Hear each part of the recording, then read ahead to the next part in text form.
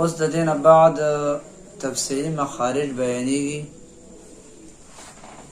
چې اول د هغو مخارجو نه مخرج د جوف دهن دی. په جوف دهن کې یو څو خبرې پیژندل لازمي دي چې تعریف د جوف دهن او حروف د جوف دهن او القاب د حروف د جوف دهن نه چې کوم ادا کیږي او کوم لقبونه چې دیتا بیانېږي ورکړل شوي دي د هغو وجه تسمیې. نو تعارف د جوف دهن دا ده چې جوف دهن د اقصای حلق د ابتدا نه شروع کیږي تر شونډو پورې، یعنې د مرۍ د آخرې حصې نه د دې شروع کیږي تر شونډو پورې. دا حصه د جوف دهن ده. جوف دهن معنی د خولې خالی حصه او د دې نه درې حروف ادا کیږي: الف ساکن ما قبل فتحه، واو ساکن ما قبل ضمه، او یا ساکن ما قبل کسره. دې حروفو ته القاب چې ورکړل شوي دي نو حروف مده، جوفیه، خفیه او ضعیفه، هوایه، دا ټول القاب دې ته ورکړل شوي دي. مده ورته ځکه وایي چې دا حروف محل د فاره د مد، او جوفیه ورته ځکه وایي چې د جوف دهن نه ادا کیږي، او هوایه ورته ځکه وایي چې د دې تلفظ په هوا کې ختمیږي. لکه دا چې ادا کوي نو د اعتماد په یو جزء معین باندې نه محسوسیږي، هوا کې دا ختمیږي لکه قا الف. ګوره وجه تسمیه بیان شو چې دې ته هوایه هم ویل کېږي، نو هوایه ورته ځکه وایي چې تلفظ بس کې ختمیږي هوا کې. لکه څرنګه چې امام جزري رحمه الله فرمایي وهي حروف مد للهواء تنتهي، دې د حروف مد وایي په هوا کې تمامېږي. د دې مثالونه د الف مثال لکه قا، او د واو مثال همدا یوه جمله کې لکه قالو، او د یا مثال لکه فیه، او دا درې واړه چې په یوه کلمه کې راجمع شوي لکه اوتینا، او دارنګې نوحیها. د دې درې واړو حروفو مخرج خو یو دی،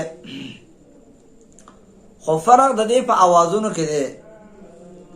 هغه دا چې د الف اواز کې تصعد دی او چتوالی دی، او د واو الف د واو او د یا په اواز کې تصفل او د واو په اواز کې بینابین دی. لکه قا اوچتوالی، سی ښکتوالی دی، لو د دې په منځ کې دی. اوس بله دا خبره دلته پکار ده چې دا حروف چې دي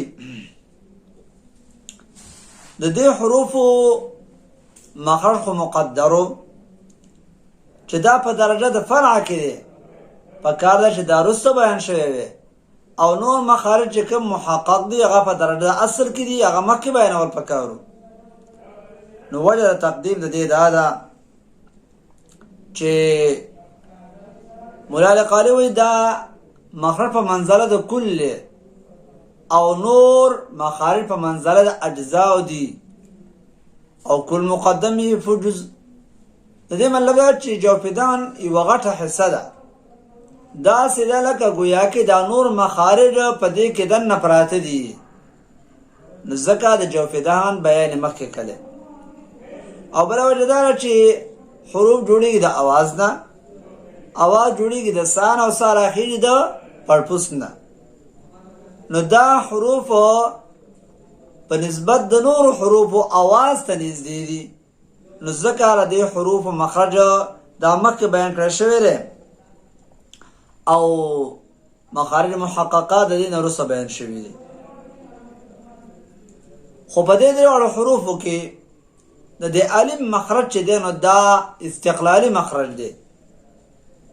مخرج مطلب دا چې د الف د فار هم دغه ځای دی، ځکه خو فراو سیبویل هم دغه یو ځای مقرر کړی دی.